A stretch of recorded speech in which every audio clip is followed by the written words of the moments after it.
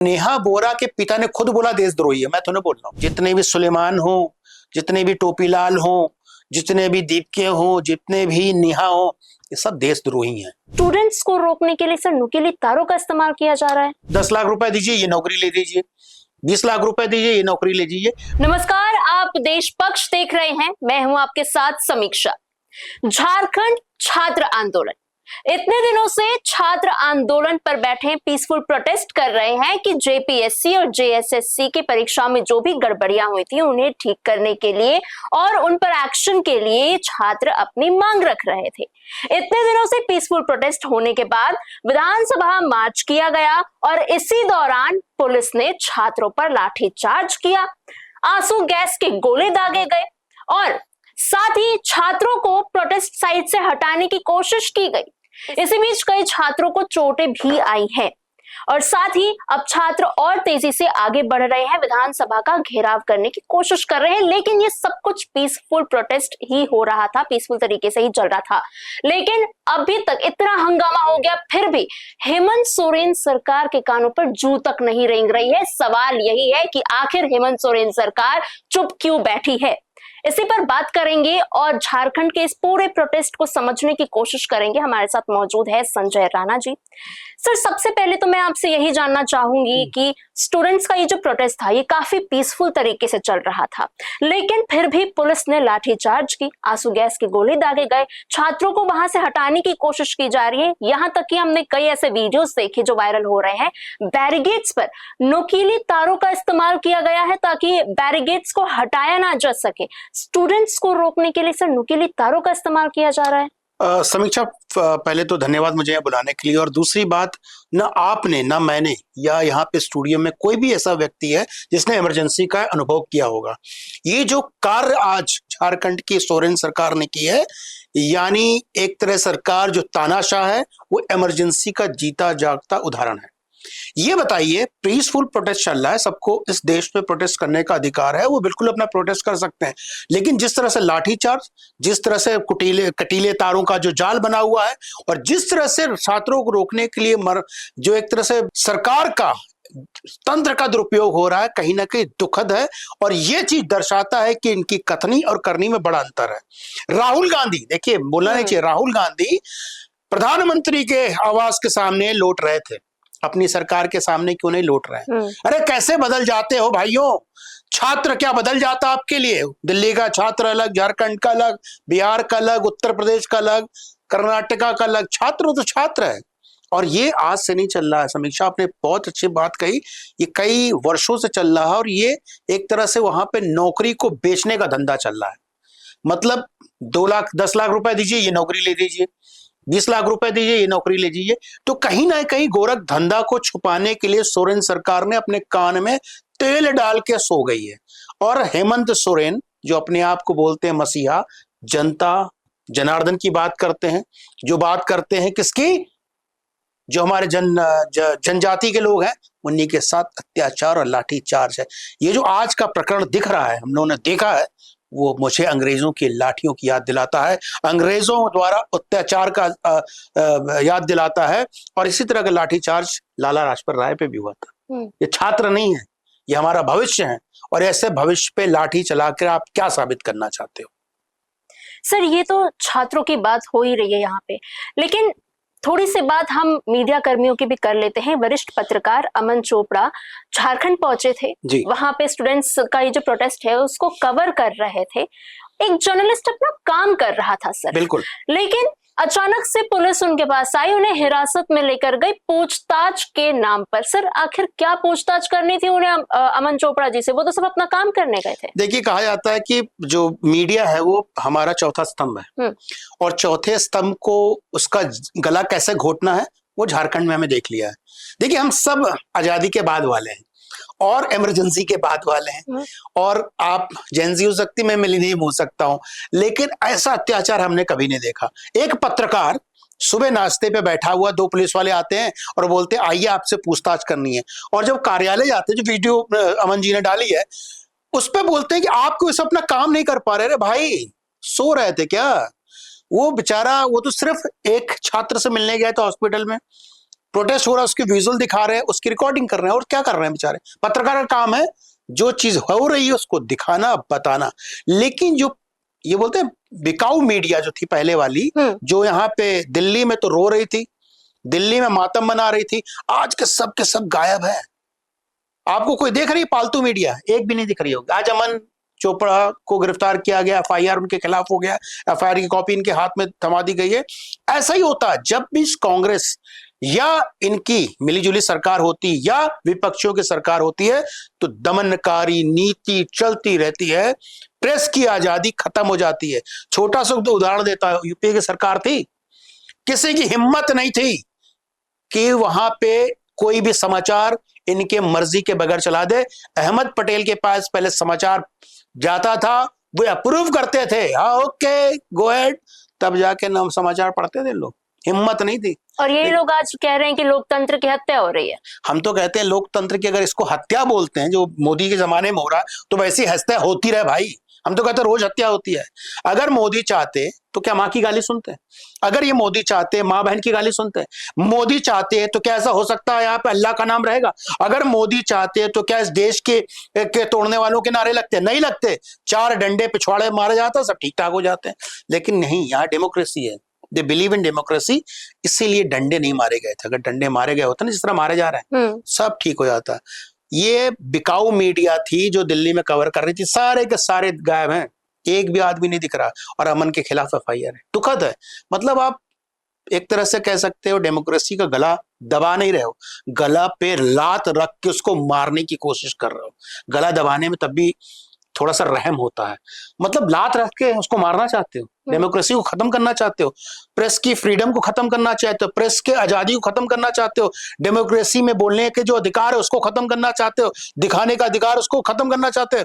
क्या भैया वहां पे गालियां दी जा रही थी? नहीं ना, बच्चे आंदोलन कर रहे हैं उसको दिखा रहे थे, और उसको दिखाना कोई गुनाह थोड़ी ना।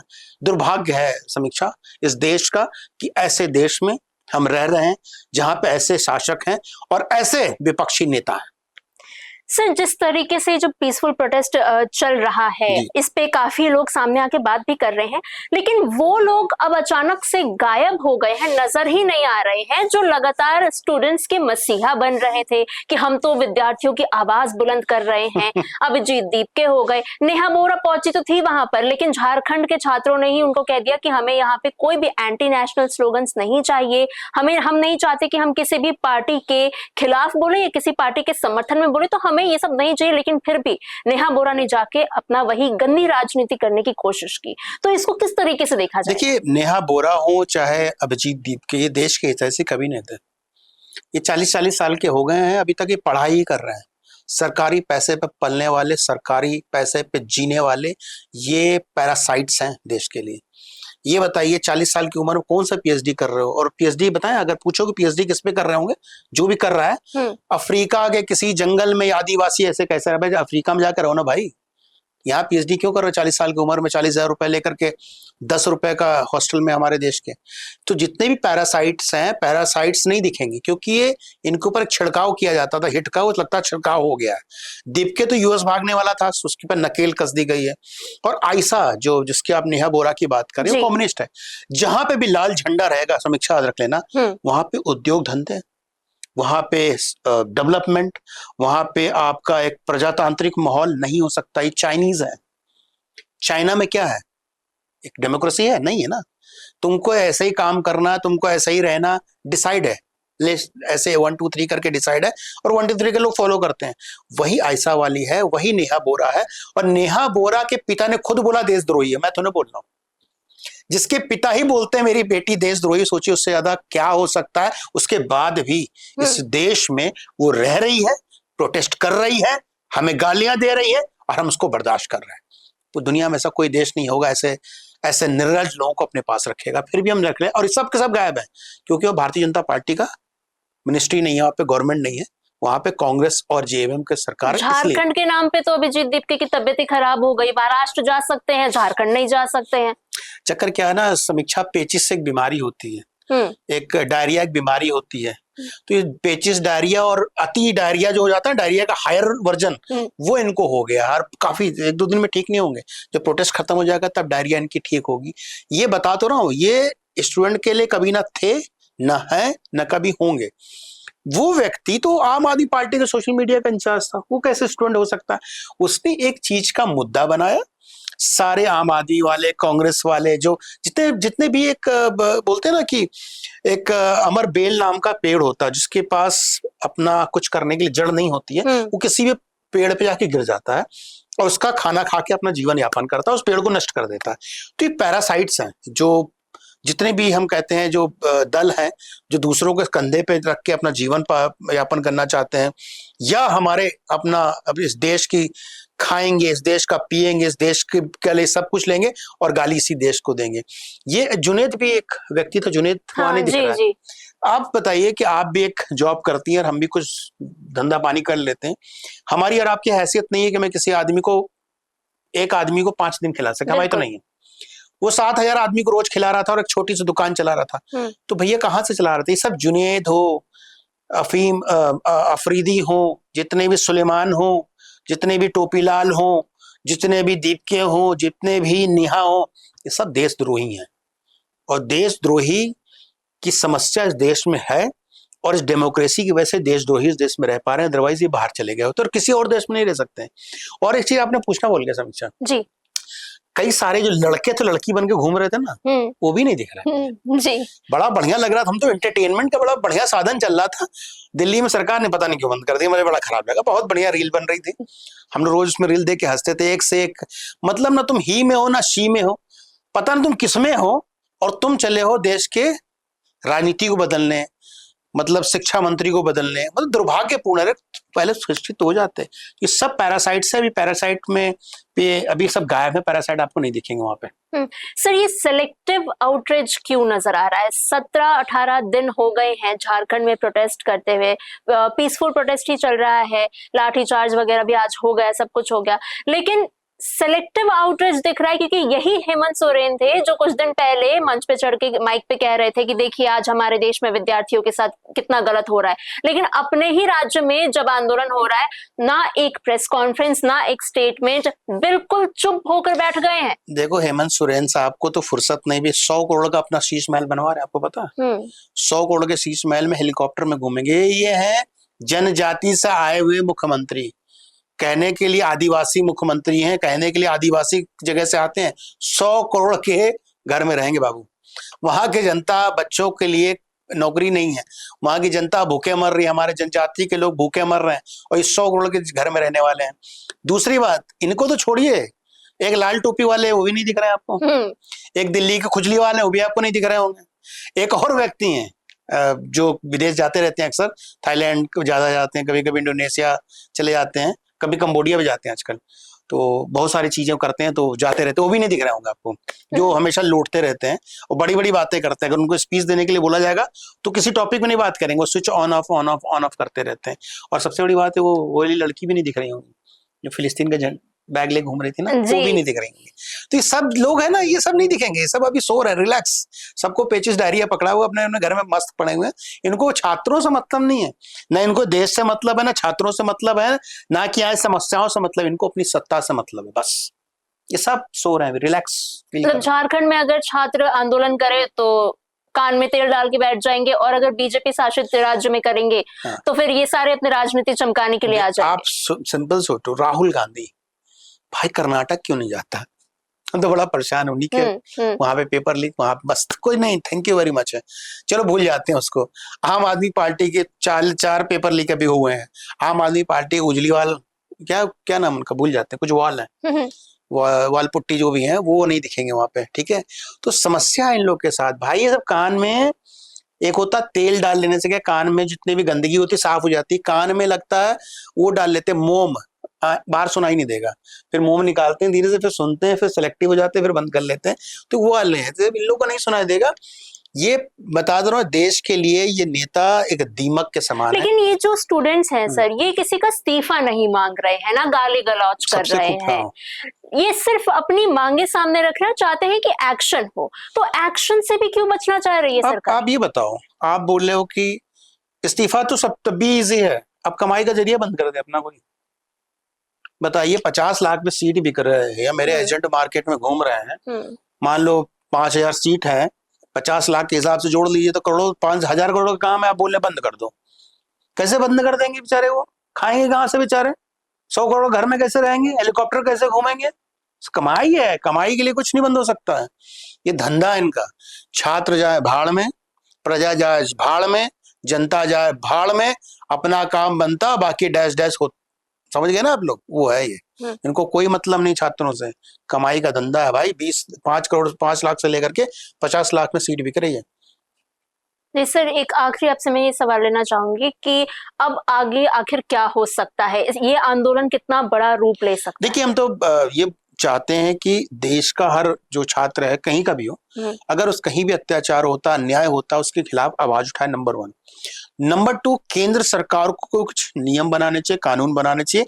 लेकिन हमारे संविधान में बहुत सारी कमियां हैं। जैसे स्टेट का मैटर होता है, सेंटर का मैटर होता है, सेंटर स्टेट में इंटरफेयर नहीं कर सकती है, स्टेट सेंटर में नहीं कर सकती है। तो बहुत सी चीजें हैं। लेकिन हाँ, ऐसे लोगों को सबक सिखाने के लिए एक ही तरीका है, वोट का चोट।